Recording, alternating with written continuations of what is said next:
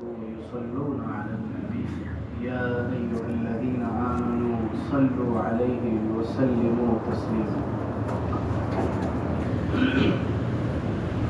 اللهم لك الحمد كما ينبغي لجلال وجهك وعظيم سلطانك. ان ایام میں درس سیرت کے شروع کرنے کا مقصد کوئی تنقید نہیں ہے، کوئی اعتراض نہیں ہے، بلکہ آپ علیہ الصلوۃ والسلام کی زندگی سے لے کر حضرت سیدنا امام حسین رضی اللہ تعالی عنہ کی شہادت تک ایک سلسلے کو بیان کرنا ہے مختصر انداز میں، کیونکہ ہماری جتنی کیپیسٹی ہے سننے کی اور شوق و ذوق ہے وہ بہت تھوڑا ہے. اگر تفصیل سے بیان کیا جائے تو شاید آپ اس کو پورا لے بھی نہ سکیں اور مفہوم کو بھی نہ سمجھ سکیں، جو مقصود ہے وہ بھی نہ حاصل ہو سکے.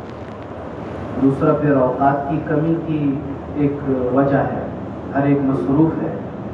عشاء کے بعد کا وقت اسی لیے رکھا کہ عموماً کچھ فرصت ہو جاتی ہے، اور مقصود صرف اس ایک سلسلے کو بیان کر کے اس سلسلے میں کچھ نکات کا تعین ہے، اور پھر ان نکات پر مثبت انداز میں وضاحت ہے کہ اس جناب رسول اللہ صلی اللہ علیہ وسلم کی وفات مبارکہ سے کچھ دن پہلے سے لے کر سیدنا امام حسین رضی اللہ عنہ کی شہادت تک کچھ ایسی باتیں پیش کی جاتی ہیں جن سے حضرات صحابہ رضوان اللہ تعالی علیہ مجمعین پر انگلیاں اٹھتی ہیں، اعتراضات کیے جاتے ہیں جو کہ حقیقت کے خلاف ہے. ایک چیز وہ ہوتی ہے جو سچ ہو، حقیقت کے موافق ہو، اس پہ تو کسی کو اعتراض نہیں ہے، لیکن ایک چیز وہ ہے کہ حقیقت کے خلاف آپ اپنی طرف سے بنا کے پیش کریں، تو میرے خیال سے یہ تو ایک عام آدمی کے لیے بھی مناسب نہیں کہ میں آپ کے متعلق کوئی جھوٹی بات کہوں یا آپ پر کوئی الزام لگاؤں گی، تو آپ اور میرے درمیان بھی، جبکہ ہم ایک عام انسان ہیں، ہماری کوئی اتنی اوقات نہیں ہے، تو ہمارے لیے بھی مناسب نہیں ہے. چاہے کہ حضرات صحابہ ان کی شان تو بڑی ہے، تو مقصود صرف اس سلسلے کو بیان کر کے وہ چند نکات کا تعین ہے اور اس پہ مثبت انداز میں وضاحت ہے، اور مجھے امید ہے کہ وہ اس انداز میں ہم نے مختصر بیان کرنا ہے کہ آپ حضرات اس کو سمجھ لیں. جو دماغی طور پر مذہبی اور قومی اور لسانی نفرتوں سے پاک ہو، ذہنی طور پر مذہب کا تعصب اس میں نہ ہو، زبان اور قوم کا تعصب اس میں نہ ہو، وہ آپ سب پڑھے لکھے، وہ اگر ان باتوں کو مثبت انداز میں سن کر حقیقت حال جاننا چاہے تو جان سکتے. مقصود صرف اتنا ہے، باقی ہدایت میرے اللہ کے ہاتھ میں ہے، ہمارے بس میں کچھ بھی نہیں، ہم تو صرف بتا سکتے.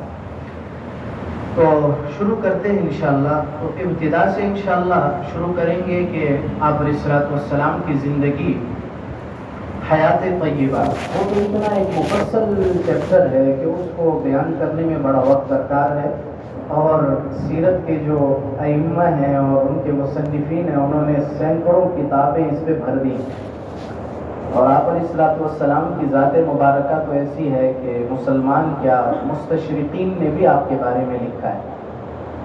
مستشرقین کافروں کو کہا جاتا ہے، یہ مغربی لوگ جو ہیں انہوں نے بھی آپ کے بارے میں لکھا ہے اور سیرت کی کتابیں لکھی ہیں. پھر کسی نے اعتراض کیا ہے تو کسی نے اس کو مثبت انداز میں لیا ہے، اور بہت سو کو صرف اس سیرت کی وجہ سے اللہ نے ہدایت دی. تو آپ کی ذات مبارکہ تو ایسی ذات ہے کہ ان کی ذکر خیر ہے.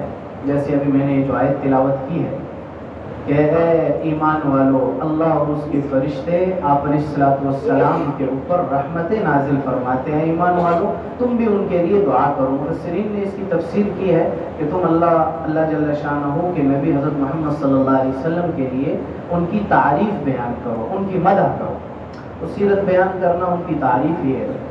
تو ابتدا میں نے میرے اپنی سمجھ کے مطابق میں نے یہ سوچا کہ ہم شروع کرتے ہیں.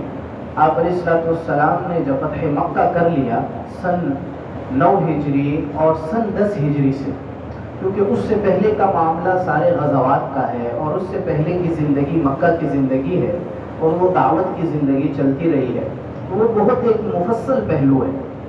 تو فتح مکہ کی بعد کی زندگی سے انشاءاللہ شروع کرتے ہیں۔ اس میں چند چیزیں آتی رہیں گی، میں وہ پوائنٹ آپ کو بتاتا رہوں گا کہ آپ نوٹ کرتے رہیں، پھر اس کے مطابق انشاءاللہ اس پہ جوابات ہوتے رہیں۔ تو پہلی بات یہ ہے کہ جناب رسول اللہ صلی اللہ علیہ وسلم جب فتح مکہ ہو گیا سن 8 ہجری کہتے ہیں، آپ علیہ الصلوۃ والسلام کی ہجرت کے سال سے جو سن شمار کیا گیا ہے اس کو ہجری کہتے ہیں۔ تو سن 8 ہجری میں جب فتح مکہ ہو گیا تو آپ علیہ الصلوۃ والسلام نے سن 9 ہجری میں ذی قعدہ کے مہینے میں سیدنا ابو بکر رضی اللہ عنہ اور سیدنا علی المرتضیٰ رضی اللہ تعالی عنہ کی سربراہی میں حج کے لیے قافلہ روانہ کیا مدینہ سے مکہ معظمہ کی طرف۔ یہ حضرات حج کر کے بمائے چند ان باتوں کے جو کہ آپ علیہ السلام نے ان کو بتلائی تھی، وہ کر کے بتلا کر واپس تشریف لے آئے۔ خود آپ تشریف نہیں لے کے گئے۔ سن 10 ہجری میں روایات کے مطابق 25 ذی قعدہ، 25 ذی قعدہ، یہ ذی الحجہ سے پہلے کا مہینہ ہے، ذی قعدہ کہتے ہیں اس کو، ذو قعدہ بھی کہتے ہیں، ذی قعدہ بھی۔ 25 ذی قعدہ اور سموار کے دن آپ علیہ الصلوۃ والسلام نے اپنے حج کی سفر کی ابتدا کی اور حج کے لیے تشریف لے گئے۔ اس سفر میں اپنے ساتھ ازواج مطہرات کو بھی لے گئے، اور ساتھ میں یہ ہے کہ حضرات صحابہ کو جب پتہ چلا تو مختلف علاقوں سے صحابہ آنا شروع ہو گئے کہ ہم آپ علیہ السلام کے ساتھ حج کریں گے، تو مختلف علاقوں سے صحابہ آنا شروع ہو گئے۔ آپ علیہ السلام نے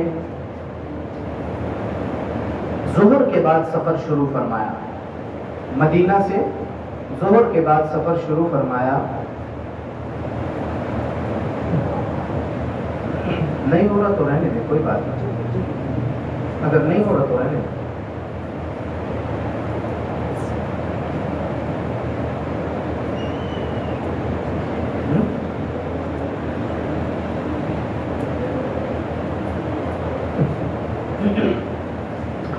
تو آپ علیہ السلام نے ظہر کے بعد سفر شروع فرمایا۔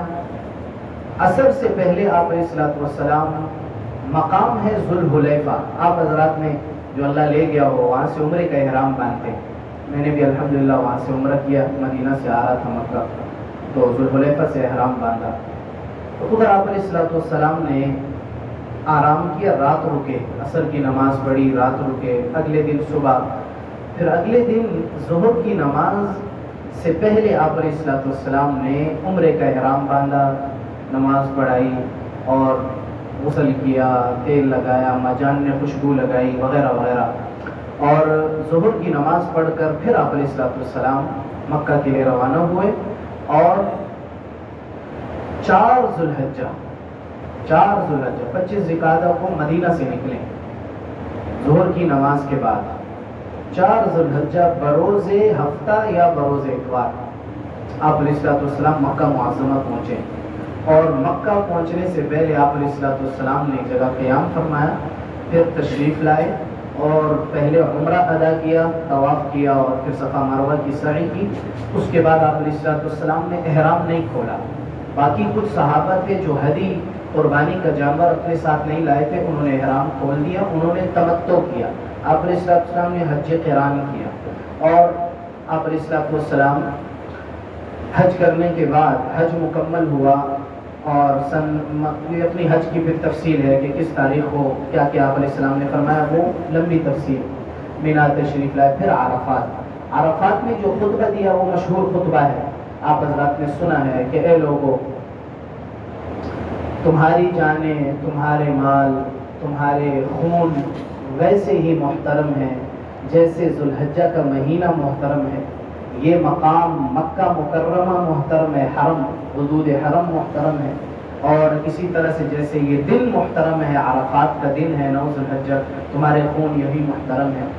اور پھر فرمایا اے لوگو تمہاری عورتوں کے تم پر حقوق ہیں اور تمہارے حقوق ان پر ہیں، اور یہ باتیں مجھ سے لے لو، ہو سکتا ہے اگلے سال میں تم سے نہ مل سکوں، اگلے سال میں تم سے نہ مل سکوں۔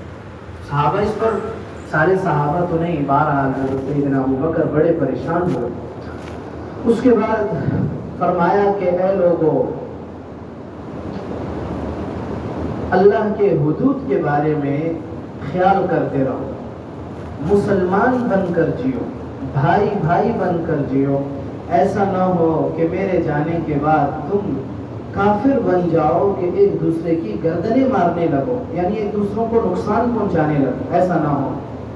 اور قرآن کو مضبوطی سے پکڑو، اگر تم قرآن کو مضبوطی سے پکڑ لو گے تو پھر گمراہ نہیں ہوگے۔ یہ اس کے چند مختصر کلمات وہ بیان کر رہا ہوں۔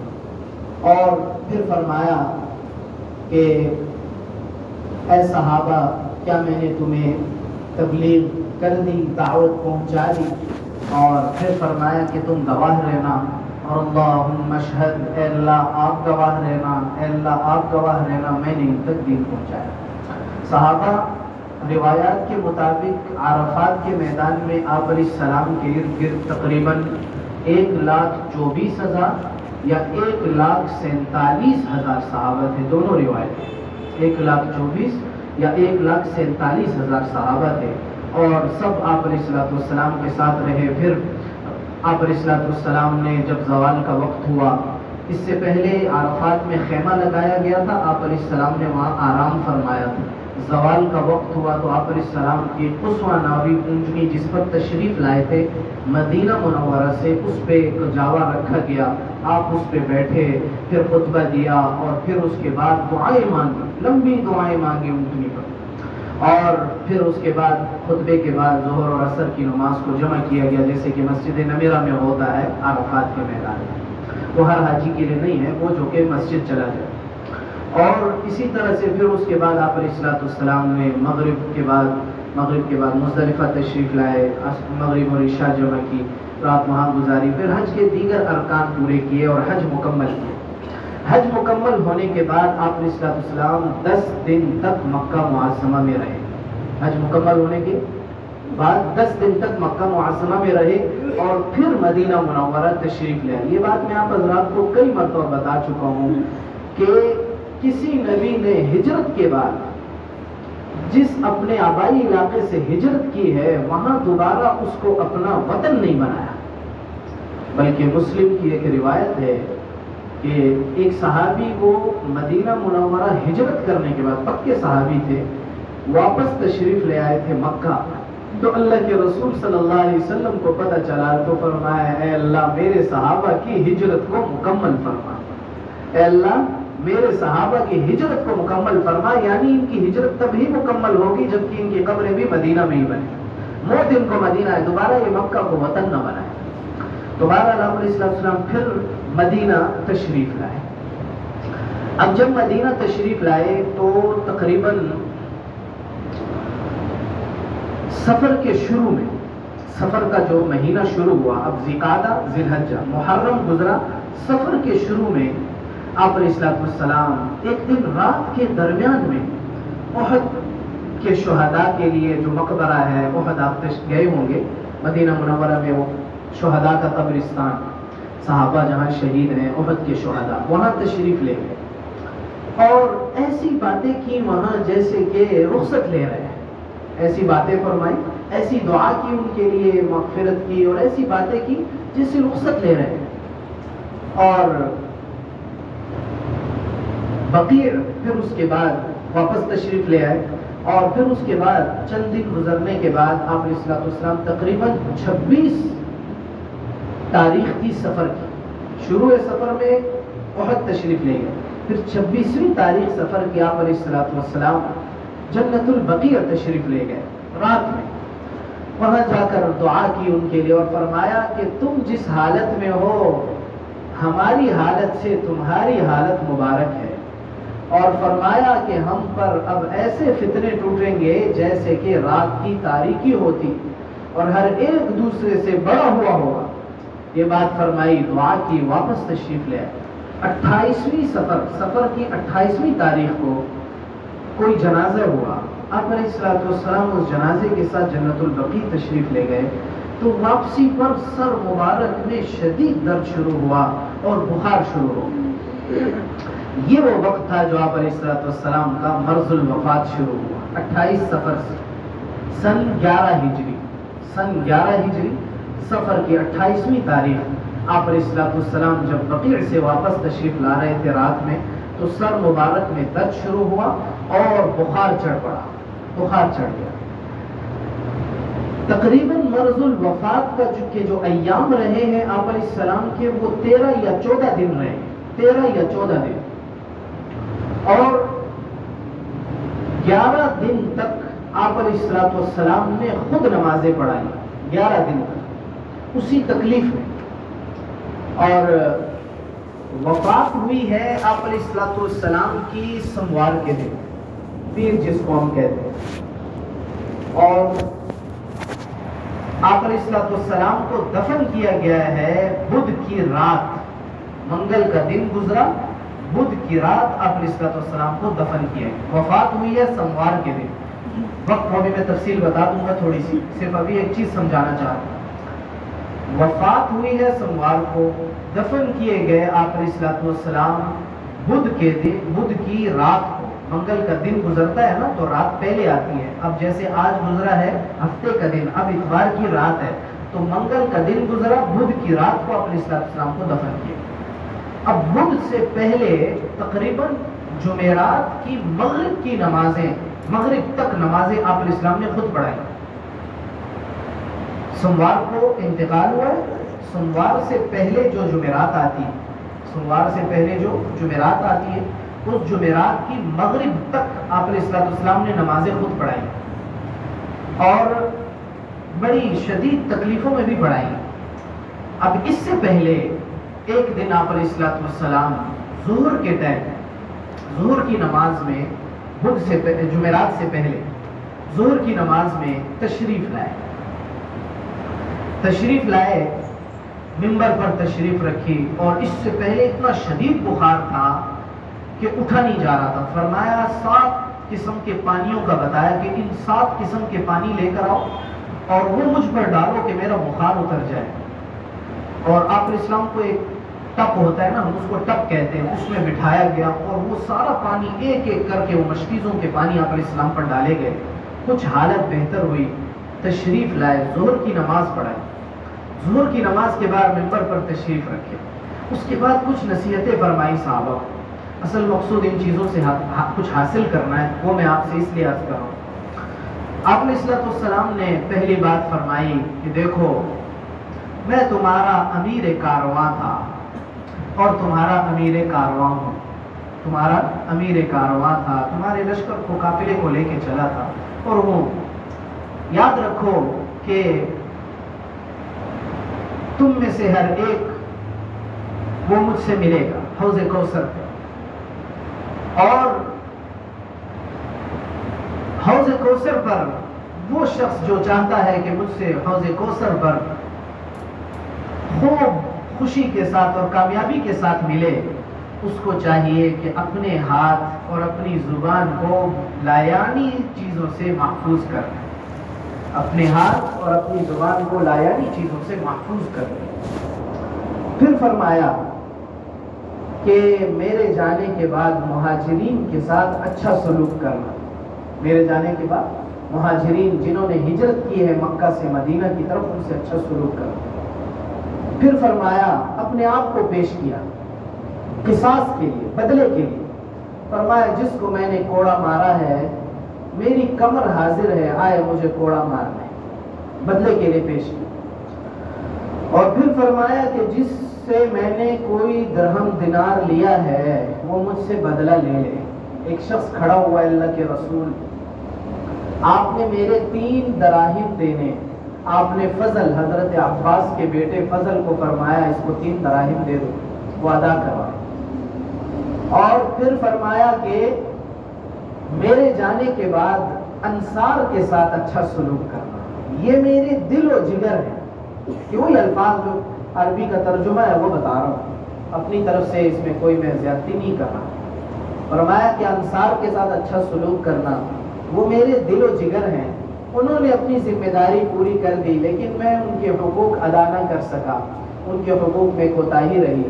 اور پھر فرمایا کہ تم میں سے اگر کوئی کسی نفع نقصان کا وارث بنے، یعنی اگر تم میں سے کوئی کسی عہدے پر آئے، کیونکہ جب انسان اختیار میں آتا ہے تو یا کسی کو نقصان پہنچانے کا اختیار ہوتا ہے یا فائدہ پہنچانے کا، تو فرمایا اگر تم میں سے کوئی کسی عہدے پر آئے اور اس کو نفع اور نقصان پہنچانے کا اختیار ہو تو انصار کے ساتھ، ان کے نیکوکاروں کے ساتھ وہ اچھائی کا معاملہ کرے، اور جو ان کے خطا کار ہیں ان سے درگزر کرے، ان کو تکلیف نہ دے، ان کو نقصان نہ پہنچا. یہ بات فرمائی اور طبیعت مبارک خراب ہوئی اور پھر تشریف لے آئے حجرے میں. جمعرات تک، مغرب تک خود نمازوں کے لیے تشریف لاتے رہے. مغرب کی نماز میں سورہ مرسلات کی تلاوت فرمائی اور واپس تشریف لے گئے. عشاء کی نماز کا وقت ہوا، اتنا سخت بخار کہ بے ہوشی طاری ہو جائے. پانی لایا گیا، غسل کرایا گیا، جیسے ہمارے ڈاکٹر بھی کہتے ہیں کہ بخار والے کو پٹیاں رکھو. کہا کہ پانی لایا گیا، غسل کرایا گیا. لوگوں نے پوچھا اماں جان سے، اچھا اب یہ دن گزر رہے ہیں، ان تمام دنوں میں جو یہ شروع کے دن ہیں، اب سوموار کو انتقال ہوا جمعرات، اس سے پہلے کے جو دن تھے آپ علیہ السلام نے ابتدا میں بار بار شروع میں تو اپنی باریوں کے لحاظ سے ازواج کے گھر جاتے رہے، لیکن پھر بار بار ایک جملہ کہتے رہے، میں نے آج کس کے پاس جانا ہے. یہ جملہ فرماتے تھے، میں نے آج کس کے پاس جانا ہے. یعنی یہ نہیں کہا کسی بھی زوجہ کو کہ اپنا حق معاف کر دو، میں عائشہ کے پاس رہنا چاہتا ہوں، یہ نہیں کہا. اب یہ چیزیں نوٹ کرنے کی ہیں. کہا کہ میں آج میری باری کہاں ہے، میں نے کس کے پاس جانا ہے. تو ازواج سمجھ گئی کہ کیا چاہتے ہیں. چاہتے یہ ہے کہ عائشہ کے پاس رہو. چنانچہ سب نے کہا اللہ کے رسول جہاں آپ رہنا چاہیں وہاں رہ لیں. اور میں اگر تم اجازت دو تو میں اپنے باقی ایام عائشہ کے پاس بتا دوں. تو اماں جان کے پاس تشریف لے آئے. اب جمعرات کے دن اماں جان کے پاس ہی تھے، اس دوران اماں جان کے پاس تھے اور مسجد نبی میں دروازہ کھلتا تھا. تو عشاء کی نماز میں غشی تھوڑا سا افاقہ ہوا. پوچھا کیا لوگوں نے نماز پڑھ لی ہے عشاء کی؟ اے اللہ کے رسول آپ کے انتظار میں ہے، کسی نے نماز نہیں پڑھی. کہا مجھ پہ پانی ڈالو. پانی ڈالا، بخار تھوڑا اترا، اٹھنے لگے، پھر بے ہوش ہو کے گر پڑے.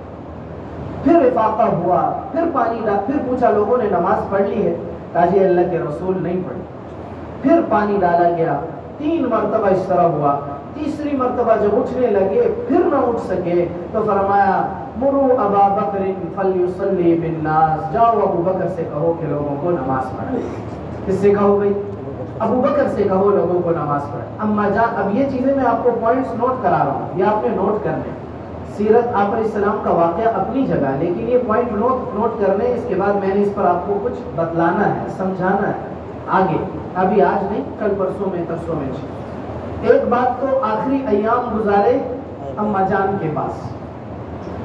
دوسری بات، اچھا اس میں کسی کا کوئی اختلاف نہیں، یہ بخاری کی بات ہے، بخاری شریف، کسی کا کوئی اختلاف نہیں. دوسری بات، جب وقت آیا امام بنانے کا تو فرمایا جاؤ ابو بکر سے کہو کہ لوگوں کو نماز پڑھائے. تیسری بات، اماں جان نے عرض کیا اے اللہ کے رسول آپ کسی اور کو کہہ دیں. یہ بھی بخاری کی بات ہے، ابو بکر کو نہ کہیں، آپ کسی اور کو اپنا امام بنا دیں. یہ بات ازواج مطہرات میں سے اوروں نے بھی کیا آپ علیہ السلام. میں مختصر کر رہا ہوں، تفصیل نہیں بتاتا نام کیا تھے اور کیسے، کیونکہ ہم نے مضمون سمجھنا ہے، خلاصہ. اماں جان اما عائشہ صدیقہ رضی اللہ عنہ نے فرمایا اے اللہ، عرض کیا اللہ کے رسول ابو بکر کو نہ کہیں، یعنی میرے ابا جان کو امام نہ بنائیں، کسی اور کو کہہ دیں. ازواج مطہرات میں سے اوروں نے بھی یہ کہا کیوں؟ اب مسئلہ حقیقتاً کچھ اور تھا، انہوں نے کچھ اور بیان کیا. آپ اسلام تکلیف میں تھے، انہوں نے عرض کی اللہ کے رسول ابو بکر دل کے کمزور ہیں، آپ کو آپ کے مسلح پہ نہیں دیکھیں گے تو برداشت نہ کر سکیں. تو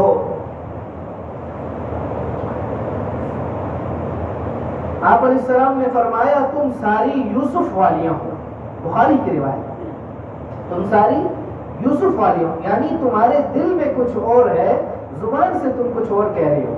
دل میں یہ تھا کہ لوگ ابو بکر پر بدگمانی کریں گے، بعد میں لوگ ابو بکر پر بدگمانی کریں گے کہ انہوں نے خود اپنے آپ کو امیر بنوایا ہے، امام بنایا، تو کئی مسلمانوں میں افتراق نہ ہو، اس لیے رائے دی. تو آپ نے فرمایا ابو بکر ہی کو کہو کہ وہ نماز پڑھائے. تم یوسف والیاں ہو، یعنی تمہارے دلوں میں کچھ اور ہے، مجھے کچھ اور کہہ رہے ہیں.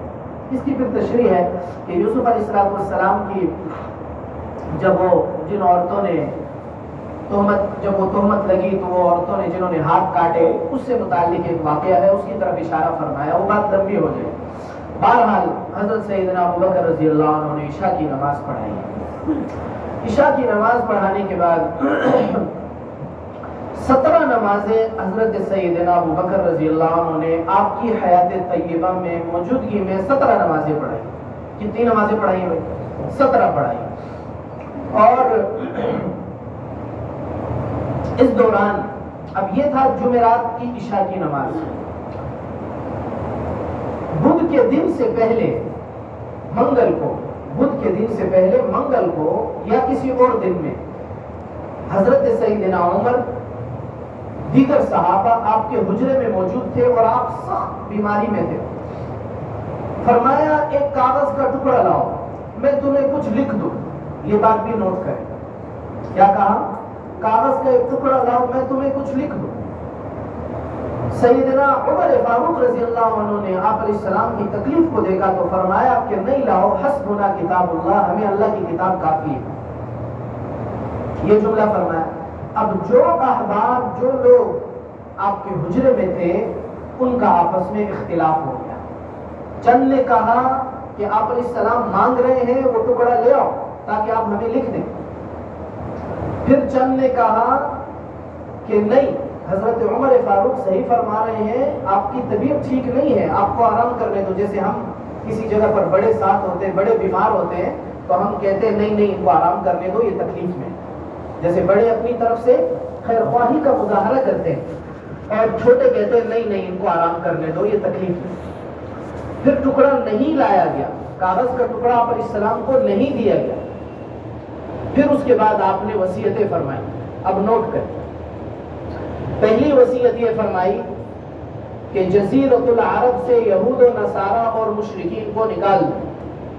پہلی وصیت یہ فرمائی. اس کے بعد اسی واقعے کے بعد جب اختلاف ہوا، ٹکڑا نہیں لایا گیا اور شور ہوا تو وہ بیمار تھے، تکلیف میں تھے. فرمایا تم لوگ یہاں سے چلے جاؤ، یعنی جگہ خالی کر دو، شور نہ کرو، مجھ سے شور برداشت نہیں ہو رہا، میں تکلیف میں. تو صحابہ اٹھ کے چلے گئے. اب جو لوگ وہاں موجود تھے، حضرت عباس، اس تمام مرض الوفات میں جو صحابہ بہت قریب رہے ہیں، حضرت علی، حضرت عباس کے بیٹے فضل، حضرت اسامہ، حضرت عمر، حضرت ابو بکر، اما جان، ازواج مطہرات، یہ احباب بہت قریب رہے اس تمام جب بیماری کے ایام. تو پھر ان حضرات کو جو موجود تھے، حضرت عباس، ان کو پھر وصیتیں فرمایا میری وصیتیں سن لی. ایک تو یہ ہے کہ جزیرۃ العرب سے یہود و نصارہ اور مشرکین کو نکال دو، ایک کو بھی نہ چھوڑنا، کیونکہ اب یہ دارالاسلام بن چکا ہے. یہود و نصارہ اور مشرکین کا، کافر کا دارالاسلام میں رہنا اسلام کے لیے خطرناک ہے. ہاں جزیرۃ العرب کے علاوہ کہیں بھی کافر رہ سکتا ہے، وہ کہیں بھی رہ سکتا ہے، یہاں نہیں رہ سکتا. ان کو نکال دو. چنانچہ آج تک حرم کے اندر کافر کا داخلہ ممنوع ہے. بعض لوگ کہتے ہیں ابھی بھی جا رہے ہیں، واللہ عالم، مجھے نہیں. پھر فرمایا کہ باہر سے آنے والے وفود کا ایسا ہی اکرام کرنا جیسے میں کرتا ہوں. صحابہ کو فرمایا یعنی جو لوگ اسلام لائیں گے، تم جاؤ گے، تبلیغ کرو گے، دعوت دو گے، لوگ آئیں گے جو قدر جو تم سے دین سیکھنے مدینہ آئیں گے، تو ان کا ویسا ہی اعزاز و اکرام کرنا جیسے میں کرتا ہوں. ایسا یہ ترغیب دے کر کے. پھر ایک موقع پر فرمایا لوگ تم سے علم سیکھنے آئیں گے، ان کے ساتھ عزت اور احترام سے پیش آنا. راوی بھول گئے کہ تیسری بات کیا کہی. راوی بھول گئے کہ تیسری بات کیا کہی. پھر فرمایا راوی علماء نے فرمایا کہ شاید ان دو باتوں میں سے ایک بات ہے. شاید ایک یہ کہ کتاب اللہ کو مضبوطی سے پکڑ لو جیسے کہ عرفات کے خطبے میں فرمایا، اور دوسرا یہ کہ آپس میں اختلاف نہ کرو. یہ علماء فرماتے ہیں کہ ممکن ہے کہ یہ دو باتیں کہیں ہوں، کہنا چاہ رہے ہوں لیکن کہیں ہوں اور راوی بھول گیا ہو. ممکن ہے، پکی بات نہیں. بہرحال راوی بھول چکے ہیں. جنہوں نے یہ 3 باتیں بتانی تھی وہ کہہ رہے یہ 2 یاد ہے، تیسری میں بھول چکا. اب آپ یہ پوائنٹ بھی نوٹ کریں کہ کاغذ نہ ملنے پر آپ نے کیا وصیتیں فرمائی. کاغذ نہ ملنے پر، یہ فوراً اسی کے بعد کا واقعہ ہے. یہ پوائنٹ بھی نوٹ کریں. خلاصہ جمعے کا دن گزرا، ساری نمازیں حضرت سیدنا ابوبکر نے پڑھائی، آپ حجرے سے باہر تشریف نہیں لائے. ہفتے کا دن آیا تو ہفتے کی ظہر یا اتوار کی ظہر، دونوں روایت. اس ظہر کی نماز میں آپ علیہ الصلوۃ والسلام کی طبیعت تھوڑی ٹھیک ہوئی، افاقہ ہوا، تو آپ تشریف لائے. حضرت عباس اور حضرت علی اور حضرت فضل کے کندھوں پہ ہاتھ ڈال کر تشریف لائے. سیدنا ابوبکر نماز پڑھا رہے تھے. آپ علیہ السلام کو دیکھا تو پیچھے ہٹے. آپ نے فرمایا کہ کھڑے رہو اپنی جگہ پر، اور خود بائیں طرف آ کر آپ کو بٹھا دیا گیا. حضرت ابوبکر یہاں نماز پڑھا رہے ہیں، بائیں طرف لا کے حضرت سیدنا جناب رسول اللہ صلی اللہ علیہ وسلم کو بٹھا دیا گیا. آپ نے نماز پڑھائی اور سیدنا ابوبکر تکبیرات کہتے رہے. صحیح روایت یہی ہے کہ سب نے آپ کے پیچھے نماز پڑھی. صحیح روایت یہی ہے کہ سب نے آپ کے پیچھے نماز پڑھی. حضرت سیدنا ابوبکر نے جو تکبیرات کہیں وہ تکبیرات کہہ رہے تھے کیونکہ آپ کی آواز مبارکہ نہیں نکل رہی. نماز آپ نے پڑھائی، سیدنا ابوبکر نے تکبیرات کہی، صحابہ اور سیدنا ابوبکر رضی اللہ عنہ نے سب نے آپ کے پیچھے نماز پڑھی. پھر آپ علیہ الصلوۃ والسلام نماز پڑھا کر تشریف لے گئے. مرض بڑھتا رہا، یعنی بخار اور تکلیف، یہاں تک کہ ایک صحابی نے فرمایا آپ کے سر مبارک پر جو پٹی باندھی ہوئی تھی درد کے لیے، اس سے بھی بخار کے اثرات ظاہر ہوتے تھے، گرمی اس سے بھی ظاہر ہوتی تھی. پھر اب جب اتوار کا دن ہوا تو اتوار کا دن گزرا. سوموار کے دن آپ علیہ السلام کا انتقال ہوا ہے. سوموار کے دن آپ علیہ الصلوۃ والسلام صحابہ فجر کی نماز پڑھ رہے. حضرت سیدنا ابوبکر فجر کی نماز پڑھا رہے. آپ علیہ الصلوۃ والسلام کی طبیعت کچھ ٹھیک ہوئی، حجرے کا پردہ یوں اٹھایا اور صحابہ کی طرف یوں دیکھا اور مسکرائے. صحابہ فرماتے ہیں ہماری تو خوشی کی انتہا نہ رہی. ہم نے کہا کہ موقع ملا ہے کہ امام الانبیاء سے ان کے مرض کی عیادت کر لیں. کا ممکن تھا کہ ہم فتنے میں پڑ جاتے ہیں، یعنی نماز توڑ کر آپ کی طرف متوجہ ہو جاتے. قریب تھا. حضرت سیدنا ابوبکر بھی پیچھے آنے لگے تھے کہ اتنے میں آپ نے فرمایا نماز پڑھو اور پردہ نیچے کر دیا. اور اس کے بعد پھر آپ حجرے سے باہر تشریف نہیں لائے، پردہ نیچے کر دیا. اب جب نماز پڑھی صحابہ نے، اس کے بعد کچھ تھوڑی روشنی ہوئی سوموار کی صبح، تو سب سے پہلے آپ علیہ الصلوۃ والسلام نے اپنے ہتھیار مسلمانوں کے بیت المال میں جمع کروائے. جو ہتھیار تھے، جنگ کے آلات تھے، جو بھی تلوار وغیرہ، وہ سب جمع کرا دیے. 7 دراہم گھر پڑے ہوئے تھے، وہ بھی بیت المال میں جمع کرا دیے. اور آپ علیہ الصلوۃ والسلام کی زرہ اس وقت ایک یہودی کے پاس 75 کلو جو کے عوض رہن میں پڑی ہوئی تھی. 75 کلو جو کے عوض رہن میں پڑی ہوئی تھی. اور گزشتہ رات جو تھی اس میں آپ علیہ الصلوۃ والسلام کے گھر میں اتنا تیل نہیں تھا کہ اماں جان چراغ جلاتی، ہمسائے سے مانگ کر لائیں، جیسے آپ کے علم میں آپ جانتے ہیں. چھوڑا کچھ بھی نہیں گھر میں. اس کے بعد جب بالکل قصاص کے معاملات پہلے ممبر پہ کر چکے تھے، اپنی ذاتی چیزیں بھی بیت المال میں مسلمانوں کو دے دی، تو پھر اس کے بعد اماں جان فاطمہ الزہرا رضی اللہ تعالیٰ عنہ کو بلایا. ان کو بلایا. وہ جب تشریف لائیں تو کان میں ان کو کچھ سرگوشی کی. اماں جان عائشہ قریب تھی، وہ بھی نہ سن سکی. کان میں کچھ سرگوشی کی، وہ رونے لگی. اٹھ کے نکلی، واپس بلایا.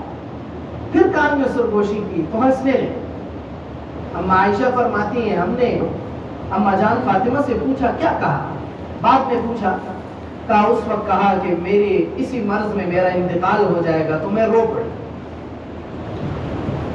پھر مجھے بلایا اور کہا سب سے پہلے تم مجھ سے ملو گی، یعنی تم میرے جانے کے بعد تمہارا انتقال پہلے ہوگا تو میں خوش ہو گیا. پھر اما فاطمہ فرماتی ہے میں آپ علیہ السلام کے پاس بیٹھی تھی اور اپنے ابا جان کی تکلیف دے کر میں کہہ رہی تھی واہ کر کہا بتا ہے میرے ابا جان کی تکلیف. پھر اس کے بعد حضرت امام حسن حضرت امام حسین کو بلایا رضوان اللہ تعالی علیہ اجمعین، چوما ان کو پیار کیا. جو لوگ اس وقت حجرے میں موجود تھے ان کو حضرات حسنین کریمین کے ساتھ شفقت کے معاملے کا حکم دیا اور ان کے ساتھ خیر کے معاملے کا حکم دیا کہ ان کے ساتھ اچھائی کا برتاؤ کرنا. پھر اس کے بعد یہ ہے کہ فرمایا کہ اتنے میں آپ علیہ السلام کی طبیعت زیادہ خراب ہو گئی. اما جان عائشہ صدیقہ رضی اللہ تعالیٰ عنہ فرماتی ہیں میں نے آپ علیہ السلام کو اٹھا کر یوں اپنے سینے کے ساتھ ٹیک لگا کے بٹھا دیا اور فرمایا مجھے یہ شرف حاصل ہے، یہ میں پوائنٹ بتا رہا ہوں نوٹ کر لیں. فرمایا مجھے یہ شرف حاصل ہے کہ آپ علیہ السلام کا انتقال میرے گھر میں میری باری میں میرے گود میں ہوا. فرمایا کہ آپ علیہ السلام بیٹھے ہوئے تھے، اتنے میں عبد الرحمن ابن ابی بکر یعنی اما جان کے بھائی وہ تشریف لائے، ہاتھ میں مسواک تھی. تو آپ نے ان کی طرف یوں دیکھا، اتنی تکلیف تھی کہ بول بھی نہیں سکتے تھے. مسواک کی طرف دیکھا تھا میں سمجھ گئی.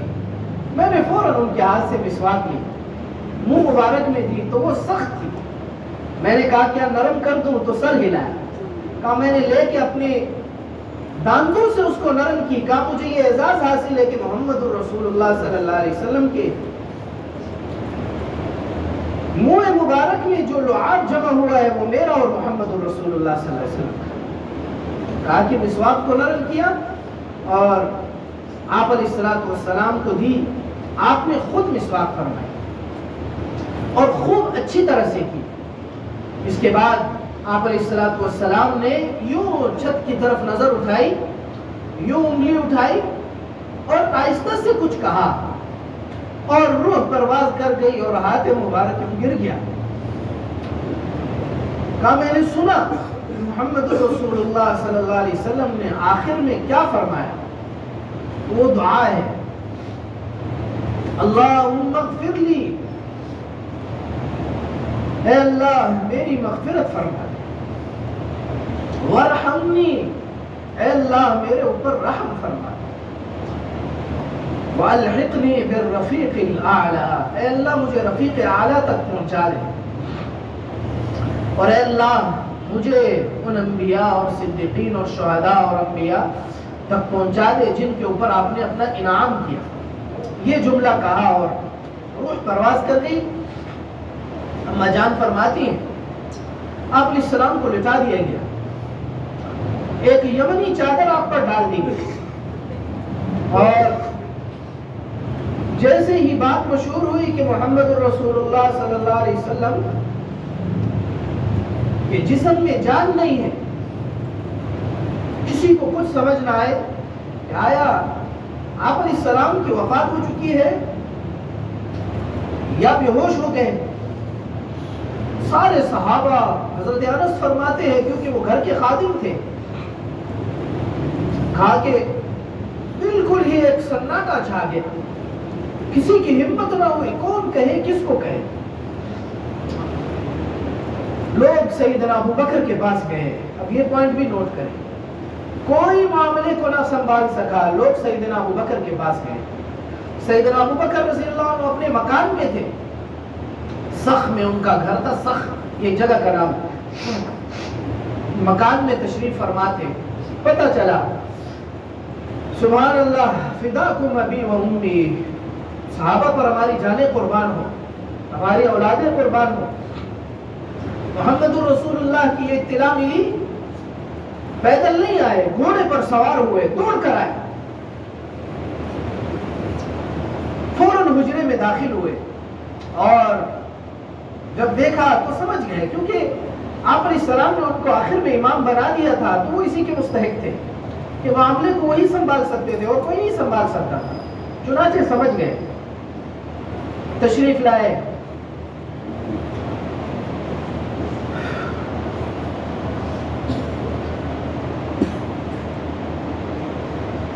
سر مبارک سے چادر ہٹائی،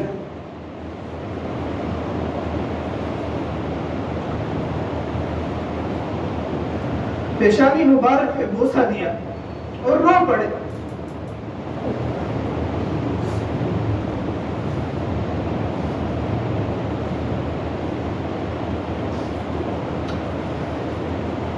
اس کے بعد فرمایا کہ میرے ماں باپ آپ پر قربان ہو، اللہ آپ پر رحم فرمائے، اللہ آپ پر دو موتوں کو جمع نہیں کریں گے، ایک موت جو آ گئی وہ آ گئی، اب اللہ آپ پر دو موتوں کو جمع نہیں کریں گے۔ اس کے بعد چادر مبارک سر پہ ڈالی، حجرے سے باہر تشریف لائے، اور آپ علیہ السلام نے یہ وصیت فرما دی تھی جب ظہر کی نماز کے لیے تشریف لائے تھے، وہ جو میں نے بتایا کہ منبر پر اپنے آپ کو قصاص کے لیے پیش کیا تھا، اسی وقت فرمایا تھا کہ ابو بکر کے ساتھ اچھا سلوک کرنا، یہ بات مجھ سے رہ گئی۔ فرمایا تھا جب مرض الوفات میں ظہر کی نماز کے لیے منبر پہ تشریف لائے، جیسے میں نے بتایا، تو ادھر فرمایا تھا کہ ابو بکر کے ساتھ اچھا سلوک کرنا، ابو بکر میرا خلیل ہوتا، ورنہ خلیل تو اللہ ہے، اگر خلیل بنانے کی اجازت ہوتی تو میں ابو بکر کو اپنا خلیل بناتا، ابو بکر میرا بھائی ہے اور دوست ہے، اور ہر ایک کے میں نے احسانات کا بدلہ دے دیا، ابو بکر کا نہیں دیا، اس کے ساتھ اچھا سلوک کرنا۔ فرمایا مسجد نبوی میں اسی وقت فرما دیا تھا جتنے دروازے کھلے ہوئے ہیں سب بند کر دو سوائے ابو بکر کے، ابو بکر کے گھر کا دروازہ کھلا رہے گا۔ تو یہ بھی ایک پوائنٹ ہے، نوٹ کر کے رکھیں، آگے اس پہ بھی بات کریں۔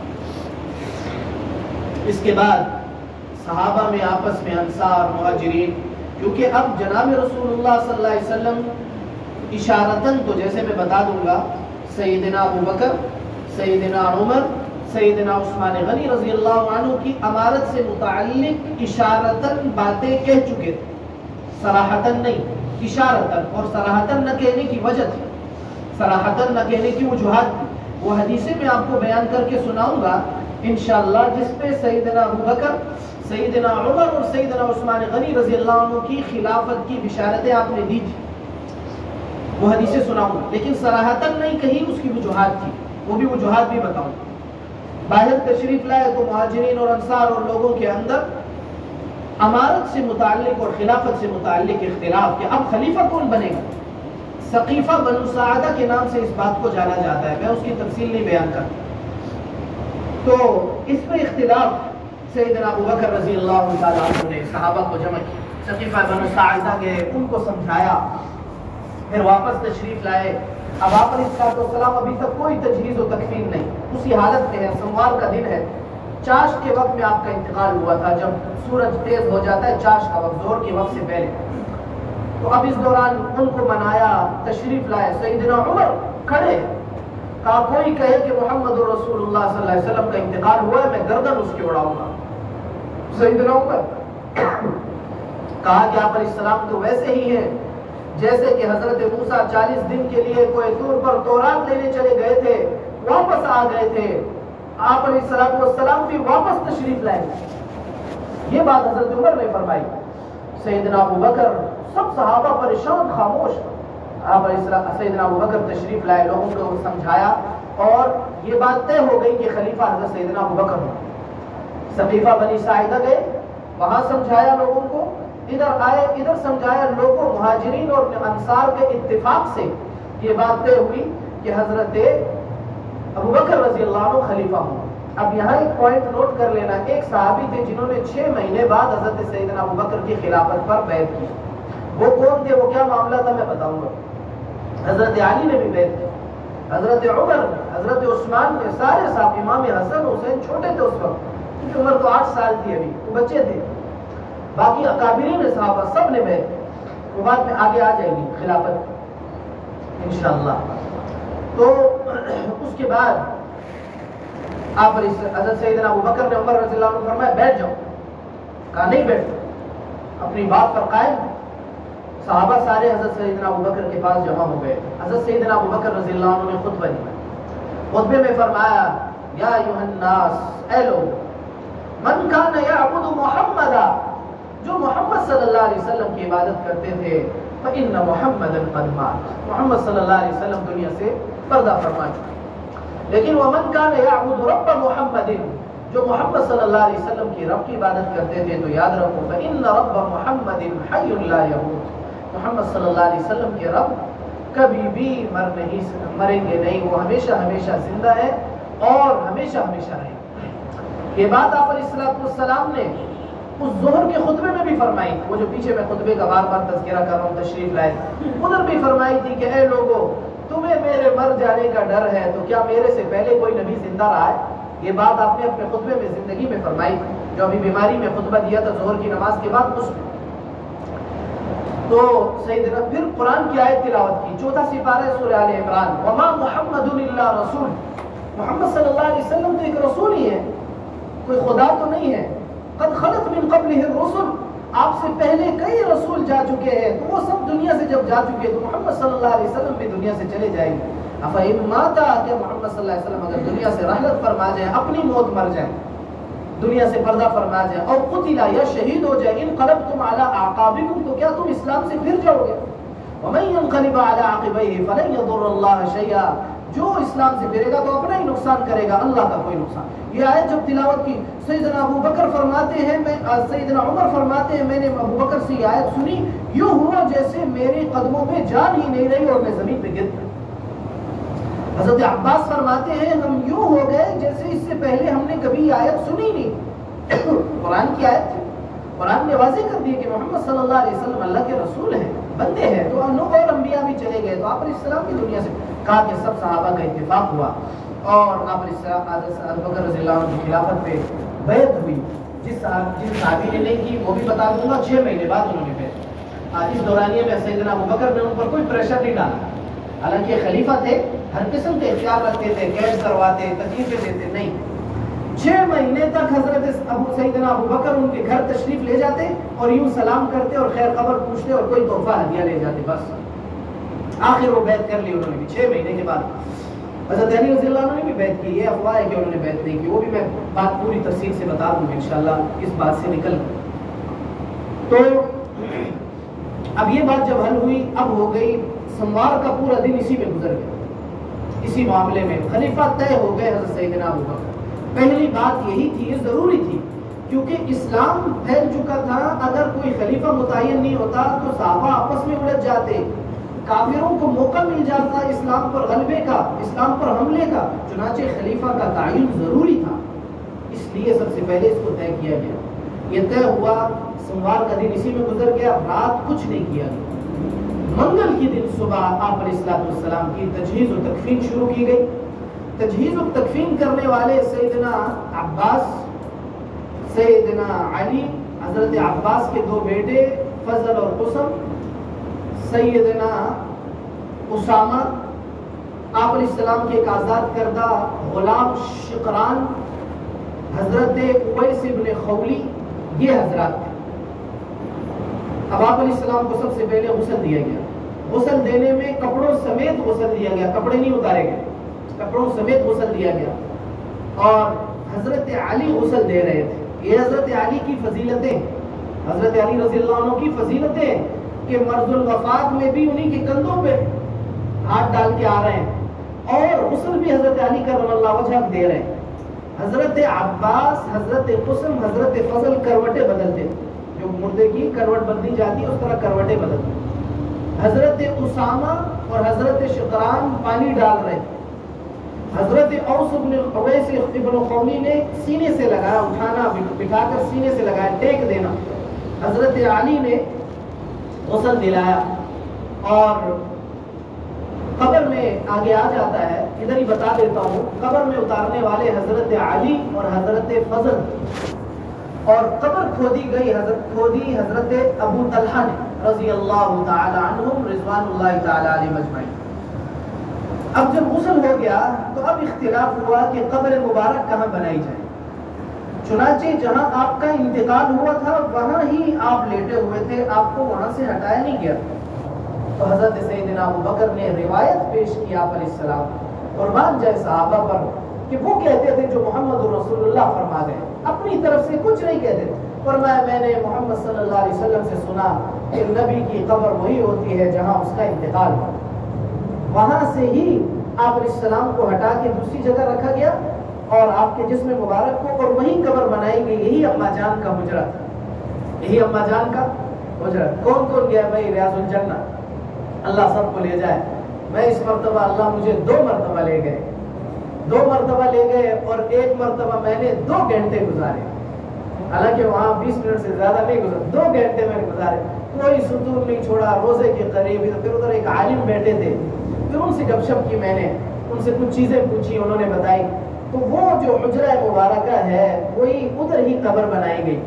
قبر کھودی حضرت ابو طلحہ انصاری رضی اللہ عنہ، قبر لحد والی بنائی گئی، لحد جو ہوتی ہے لحد والی قبر بنائی گئی۔ اور پھر اس کے بعد باری آئی جنازے کی کہ اب جنازہ پڑھنا ہے، تو سب سے پہلے آپ علیہ السلام کو باہر نہیں لایا گیا، حجرے میں ہی داخل ہو کر جنازہ پڑھا گیا۔ سب سے پہلے بنو ہاشم، چونکہ آپ علیہ السلام کے خاندان والے تھے، ان کو ترجیح دی گئی کہ آپ جنازہ پڑھیں، تو بنو ہاشم نے جا کے جنازہ پڑھا۔ 3 4 آدمی جاتے، حجرہ چھوٹا تھا، امام کوئی نہیں تھا، ہر ایک جاتا خود جنازہ پڑھتا، باہر آ جاتا، پھر اس کے بعد دیگر مردوں نے پڑھا، پھر عورتوں نے پڑھا، پھر اس میں منگل کا پورا دن گزر گیا۔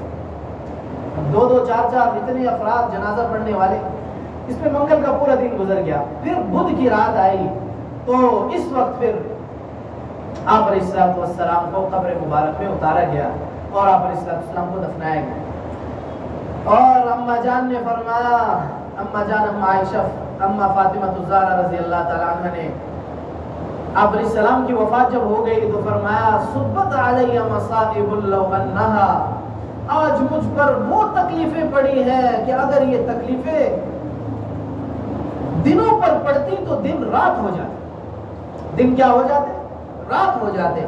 پھر فرمایا یا ابتا اجاب ربا دعاہ، یہ اما جان کی باتیں ہیں جو آپ کی وفات پر فرمائی تھی۔ فرمایا اے میرے ابا جان، جنہوں نے اپنے رب کی بلانے کا جواب دیا، یعنی اس کو قبول کر لیا، یہ بلاوا تھا اللہ کی طرف سے، بلاوا اس طرح تھا، وہی آپ علیہ السلام جب ظہر کی نماز کے لیے خطبہ دے رہے تھے تو اس میں ایک یہ بات بھی فرمائی تھی کہ ایک بندہ ہے، یہ الفاظ تھے مرض الوفات میں جو ظہر کی نماز کے بعد خطبہ دیا تھا، اس میں فرمایا تھا ایک بندہ ہے، اللہ نے اس کو اختیار دیا کہ دنیا کی زیب و زینت میں اور دنیا کی نمائش میں رہے یا اس چیز کی طرف آ جائے جو اللہ کے پاس ہے، تو اس نے اس کو پسند کیا جو اللہ کے پاس ہے۔ حضرت سیدنا ابو بکر رو پڑے، جو مجلس میں اور لوگ بیٹھے تھے اس وقت کہنے لگے یہ بڈھا ایسے ہی روتا ہے، آپ نے تو کہا ہے کسی بندے کو اللہ نے اختیار دیا۔ فرمایا تم دیکھ لینا یہ بندہ محمد رسول اللہ ہے۔ تو اما جان نے بھی فرمایا یا ابتا، اے میرے ابا جان، اجاب ربا دعاہ، جس نے اپنے رب کی بات کا جواب دے دیا۔ یا ابتا من جنت الفردوس ماواہ، کہ جنت الفردوس جس کا ٹھکانہ ہے۔ یا ابتا الی جبریل ننعاہ، جبریل کو بتا دو کہ محمد رسول اللہ دنیا سے جا چکے ہیں، اب وحی کے لیے آنے کا تمہارا کوئی چانس نہیں، اب وحی نہیں لاؤ گے، وحی کے بغیر آؤ گے، وحی بند ہو چکی۔ لہذا اس کے بعد پھر آپ علیہ السلام کو دفنا دیا گیا۔ اس کے بعد سیدنا ابوبکر رضی اللہ عنہ کی خلافت کے معاملات شروع۔ اب انشاءاللہ کل آپ کو سیدنا ابوبکر رضی اللہ عنہ کی خلافت کا مختصر خلاصہ سیدنا عمر کا، کیونکہ وہ ہمارے موضوع بحث نہیں ہے، ہمارا موضوع بحث ہے حضرت عثمان سے شروع ہو۔ حضرت عثمان رضی اللہ عنہ کی شہادت کے بعد چونکہ حالات خراب ہوئے، پھر اس کے بعد حضرت علی رضی اللہ عنہ کی شہادت ہے، پھر اس کے بعد حضرت امام حسن کی خلافت ہے، پھر اس کے بعد حضرت امیر معاویہ رضی اللہ عنہ کی بادشاہت ہے، اس کو خلافت نہیں کہا جاتا. پھر اس کے بعد حضرت امام حسین رضی اللہ تعالیٰ عنہ کی خلافت ہے اور خلافت کا جو معاملہ چلا وہ ہے. اور پھر یزید کی بادشاہت اور یزید کے بعد پھر حضرت عبداللہ ابن زبیر، حضرت عبداللہ ابن عمر، حضرت عبداللہ ابن زبیر نے دارالخلافہ مکہ معظمہ کو بنا دیا. حضرت عبداللہ ابن عمر سائڈ پہ ہو گئے اور دیگر صحابہ جو ہے وہ ادھر کوفہ میں آ گئے. کوفہ دارالحکومت بن گیا تھا حضرت علی کے زمانے میں. پھر اس کے بعد حجاج بن یوسف کا معاملہ جو ظلم ہوئے، اور اس میں مقصود واقعہ تو وہی بیان کریں گے جو حق ہے، جو تاریخ صحیح مورخین نے لکھا، لیکن اس میں جو غلط چیزیں پھیلائی گئی اس کی نشاندہی کر کے جواب ہے. اب جیسے کل انشاءاللہ میں یہ بات آپ کو کلیئر کروں گا کہ آپ نے اسلام نے جب کاغذ مانگا تو حضرت عمر نے جو نہیں دینے دیا. اب اس پر جو باتیں ہوتی ہیں، ہمارے ایک جماعت ہے ہمارے ملک میں رہتے ہیں، ان کی طرف سے اور دیگر ان کے جو ہے وہ جتنے بھی لوگ ہیں ان کی طرف سے کہ حضرت عمر اگر وہ کاغذ دے دیتے تو آپ علیہ السلام اس پر حضرت علی کی خلافت لکھتے. یہ ان کا ایک وہمی سوال اور وہمی اعتراض ہے، اس کی کوئی دلیل نہیں ہے ان کے پاس. اگر ہو جاتا تو اگر ایسے ہو، لیکن پھر بھی ہم جواب دیں گے. میں بتاؤں گا کہ حضرت عمر فاروق رضی اللہ عنہ نے کاغذ نہیں دیا، وہ کیا ہوا، کیسے ہوا، مل جاتا تو کیا ہوتا، آپ نے کیا اس کے بارے میں پہلے سے اما جان کو پیشن گوئیاں کی ہوئی تھی، وہ ساری حدیثیں میں کل بتاؤں گا انشاءاللہ. اسی طرح سے یہ پوائنٹس جو میں نے نوٹ کروائے یہ ذہن میں رکھیں، اس پر آگے بحث ہوگی انشاءاللہ. سبحان اللہ بحمدہ، سبحانک اللہم و بحمدک، نشہد ان